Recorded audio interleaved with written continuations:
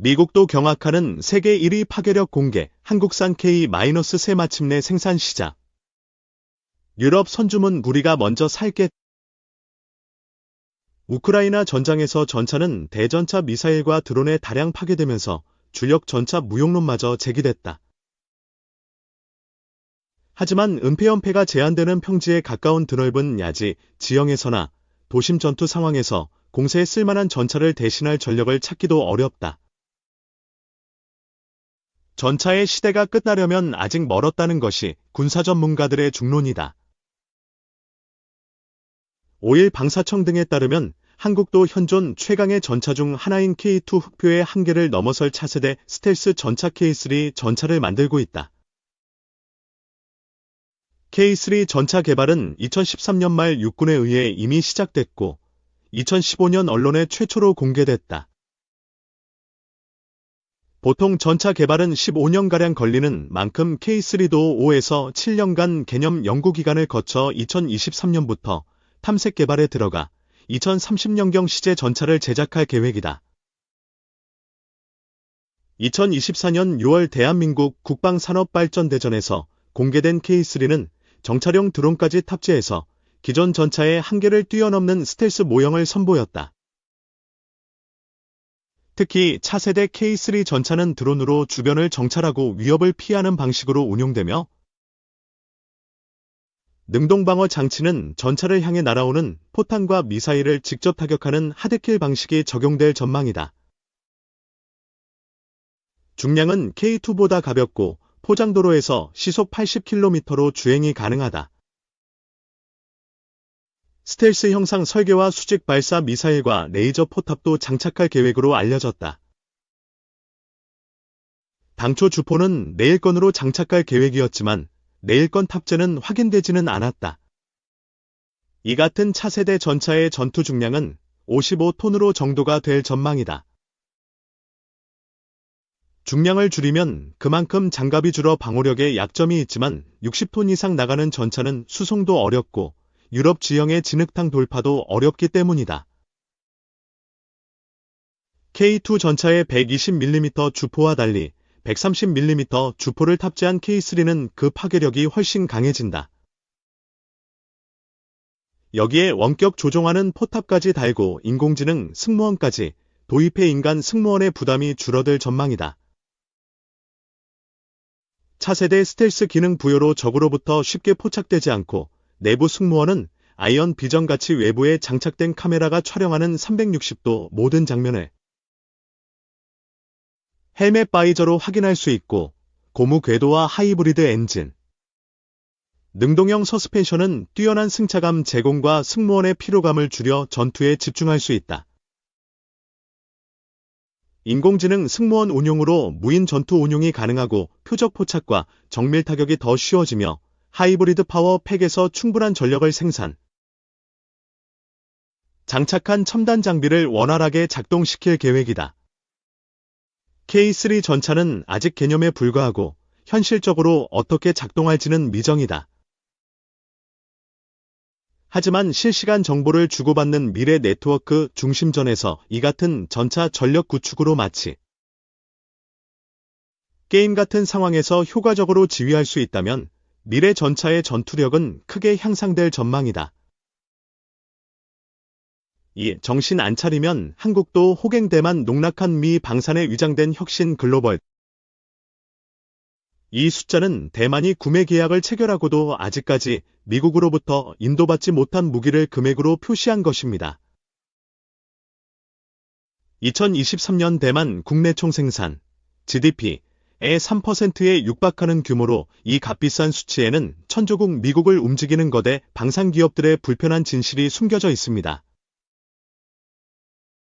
바로 녹슬어가는 혁신 의지와 고객을 무시하고 주주 눈높이만 맞추려는 이율배반 행태입니다. 급기야 주일 미국 대사로 활동했던 램 이메뉴얼은 퇴임을 앞두고 최근 언론과 만나 이렇게 분노를 표합니다.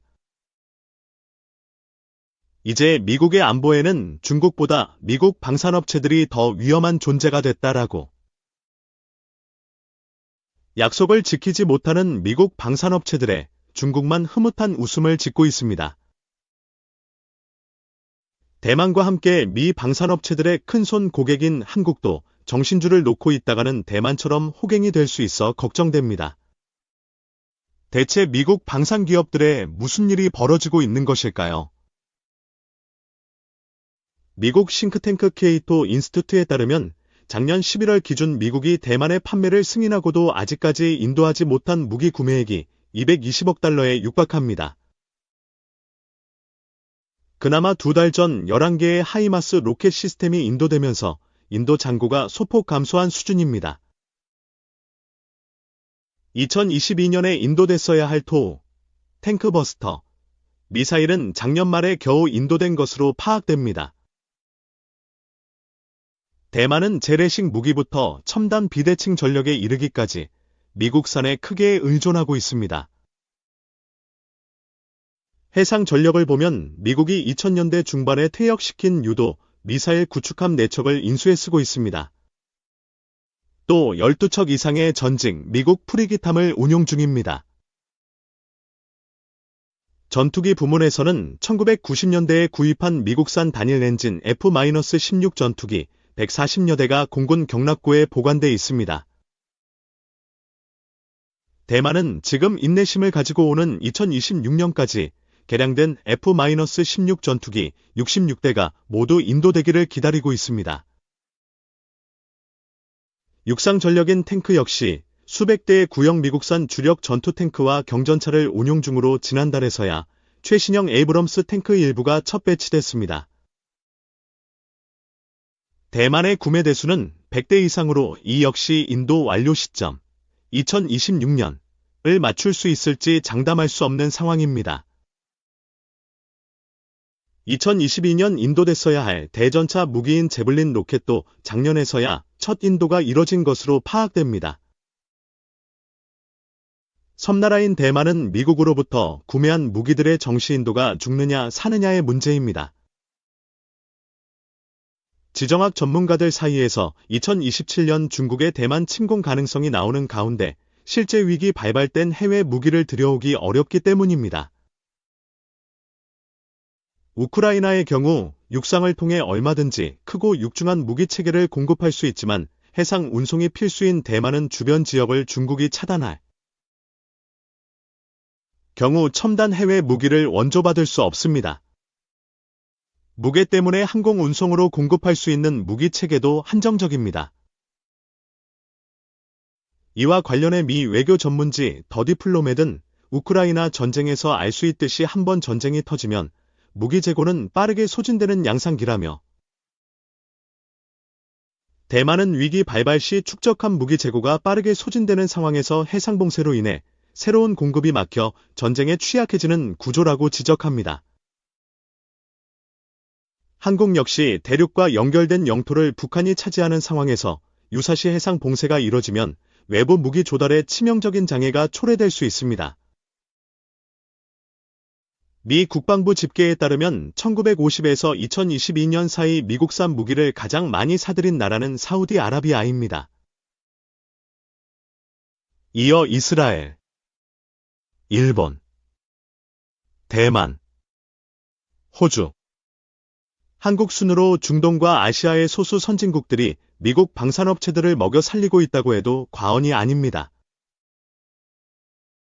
미국산 무기의 대만 인도 지연에 우리가 주목해야 하는 이유는 우리도 똑같이 당할 수 있기 때문입니다.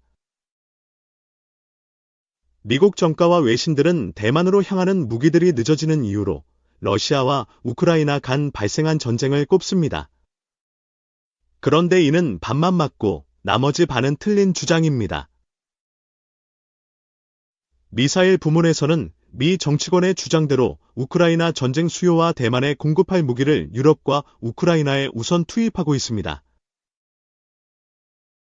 그러나 이는 인도가 지연된 무기액을 기준으로 3분의 1 수준입니다. 진짜 문제는 우크라이나 전쟁 때문이 아닌 미국 방산업체의 생산 능력이 근본적인 한계에 봉착했다는 것입니다. 지난 수십 년간 특정 소수 업체로 인수합병이 이뤄지면서 공급자 간 경쟁이 축소되는 결과를 낳았고 작금의 생산 능력 하락을 야기한 것이죠. 지난달 매일경제 보도, 오른쪽을 가리키는 까만 삼각형 언더독의 반란 미 방산 골리앗 무너뜨리려는 테크 다윗들처럼 록히드 마틴, 레이시언, 노스럽 그러먼, 제너럴 다이내믹스, 보잉 등 5개 방산 거인들이 매년 미 국방부 조달 계약의 3분의 1을 쓸어가고 있습니다. 그런데 정부 계약을 따기 위해 덩치만 키우고 복잡다단해지는 내부의 공급망 가지들을 충분히 살피지 못하면서 작은 공급망 병목 하나로도 전체 생산의 차질을 빚고 있는 것이죠. 그 대표적인 예가 지난해 고체 연료 로켓 모터 재고가 부족해지면서 업계 전체가 주요 미사일 무기들을 생산하지 못하는 상황이 벌어진 것이죠. 경쟁이 사라지면서 거대 이익을 미래 투자에 쓰지 않고 주주경영진 보상에만 쓰는 방산기업들에 거꾸로 가는 혁신도 순조롭게 해외 고객들에게 인도돼야 할 미국산 무기들의 병목을 초래한 원인으로 지목됩니다. 바이든 정부에서 주일 미국 대사로 뛰어온 램 이메뉴얼은 미국 방산기업들을 향해 독서를 뿜어냈습니다. 오는 20일 트럼프 2기 출범에 따라 퇴임을 앞둔 그는 최근 블룸버그 통신과 인터뷰에서 미국의 방위산업은 중국보다 미국의 안보와 신뢰성에 더 큰 위험이 됐다고 일갈합니다. 방산기업들이 생산 능력 향상에 투자하기보다 자사주 매입에 혈안이 됐다는 성토입니다. 이에 따라 생산성이 저하되고 무기 인도가 늦어져 미국의 안보는 물론 일본 등 동맹의 군사력도 약화시키게 된다는 경고입니다. 이 문제를 해결하기 위해 이메뉴얼 대사는 납기 지연이 발생한 업체에 대해 수년간 자사주 매입을 금지할 필요가 있다는 다소 과격한 제안까지 내놓았습니다. 그의 제안의 숨은 맥락은 기업들이 제발 기본으로 돌아가라는 것이죠. 이메뉴얼 대사는 오바마 1기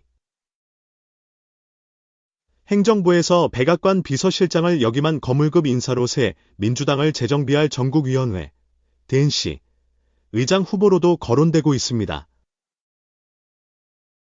관련해서 블룸버그 통신은 록히드 마틴과 레이시언 두 기업이 2023년 자사주 매입에 쓴 돈이 189억 달러로 생산성 향상을 위한 투자 등 자본 지출액 41억 달러의 4배가 넘는다고 전합니다. 지난해 파업 사태로 홍역을 앓은 보잉의 경우 회사가 미래 투자보다는 주주가치 제고를 이유로 과도한 자사주 매입과 경영진 보상에 수천억 달러를 낭비했다라는 노조의 거센 비난이 쏟아졌습니다. 앞서 매일경제는 지난해 8월 우리 정부의 미국산 아파치 헬리콥터 구매를 비판적으로